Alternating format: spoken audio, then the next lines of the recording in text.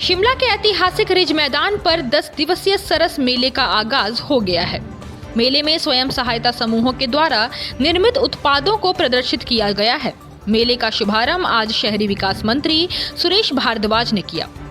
सरस मेले में मुख्य तौर पर स्वयं सहायता समूहों द्वारा तैयार चित्रकारी सूट, पेंटिंग, अचार, चटनी, आयुर्वेदिक वस्तुएं, हिमाचली शहद, चंबा के अचार, वस्त्र, मसाले, तेल और विभिन्न प्रदेशों के उत्कृष्ट हैंडीक्राफ्ट को बिक्री के लिए रखे गए हैं।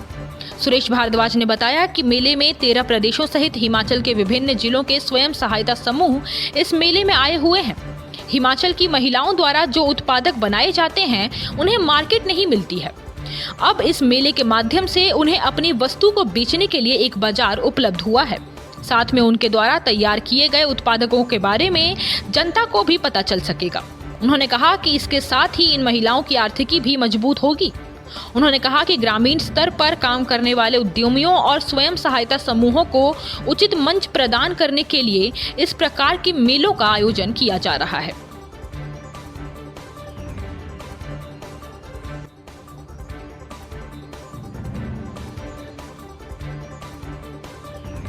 सरस मेला, जिसको आप एग्जीबिशन भी कह सकते हैं, वो शिमला के रिज मैदान पर जो म्यूनसिपल कॉरपोरेशन शिमला का प्रथम देव कॉम्प्लेक्स का हिस्सा है, उसमें जो है ये आयोजित की गई है।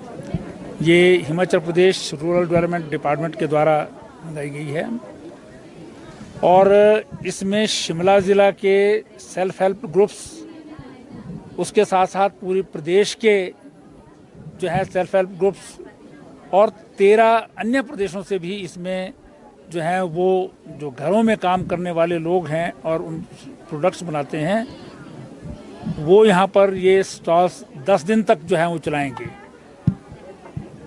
मुख्य रूप से घरों में खास करके जो कृषि पर निर्भर जो है वो लोग हैं, बहुत सारा समय जो है वो उसमें कृषि का काम नहीं होता है, क्योंकि 2 फसल होगी या 3 फसल होगी या पहाड़ी एरिया में एक ही फसल होती है ज़मीन पर। समय घर में जो है वो किसान और उनके जो पत्नियां हैं उनके पास काफ़ी रहता है एक बार, और एडिशनल जो है वो उनकी इनकम हो, क्योंकि हमारी कृषि जो है वो ज़्यादातर वर्षा के ऊपर निर्भर करती है, प्रकृति के ऊपर निर्भर करती है। अगर मौसम जो है वो ख़राब हो जाए, वर्षा ज़्यादा हो जाए, बर्फ़ ज़्यादा पड़ जाए या कहीं भूस्खलन हो जाए अथवा कोई और इस प्रकार की आपदा आ जाए, तो जो हमारे कृषक हैं उनको जो है वो जीविका जो है वो अपना चलाना मुश्किल होता है। इसलिए उनकी जीविका में वैल्यू एडिशन होना चाहिए। इसलिए एडिशनल इनकम के लिए जो है वो सरकार के द्वारा विभिन्न जो विभाग हैं वो सेल्फ हेल्प ग्रुप्स जो हैं वो महिलाओं के जो है वो बनाते हैं। ये हमारे जो ब्लॉक्स हैं सारे हिमाचल प्रदेश में, उनके अंतर्गत महिलाओं के सेल्फ हेल्प ग्रुप्स बने हैं। जैसे आप देख रहे हैं ये सारा एरिया जो है इधर शिमला ज़िला के डिफरेंट जो ब्लॉक्स हैं उसके हमारे ये बने हैं स्टॉल्स, और उसमें महिलाएं ही सेल्फ हेल्प ग्रुप्स में काम करती हैं। लोकल प्रोडक्ट्स के साथ साथ जब वो घर में काम नहीं होता है कृषि का, तो वो अपने जो लोकल प्रोडक्ट्स हैं, जैसे आप देख रहे हैं यहाँ पर चौलाई के लड्डू बना कर लाए हैं।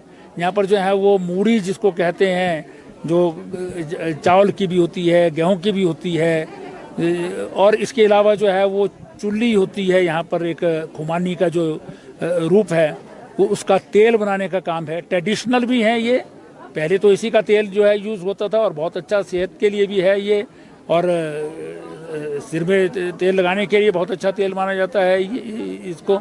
इसी प्रकार से जो है ऐसे अनेकों प्रोडक्ट्स जो हैं वो कुछ आर्टिफिशियल ज्वेलरी के काम सीखे हैं कुछ लोगों ने, वो बना रहे हैं। कुछ लोग जो हैं वो कुशन, कवर इत्यादि जो है वो उसका काम कर रहे हैं। तो ये वैल्यू एडिशन जो है वो कृषि कार्य में जो हो जाती है।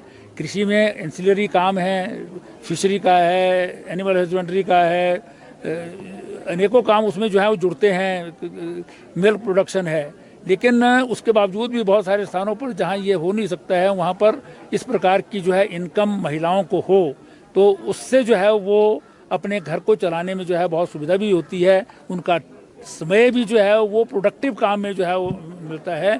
तो ये एक बहुत ही उपयोगी जो है वो कार्य सरकार द्वारा जो है वो चलाए जा रहे हैं।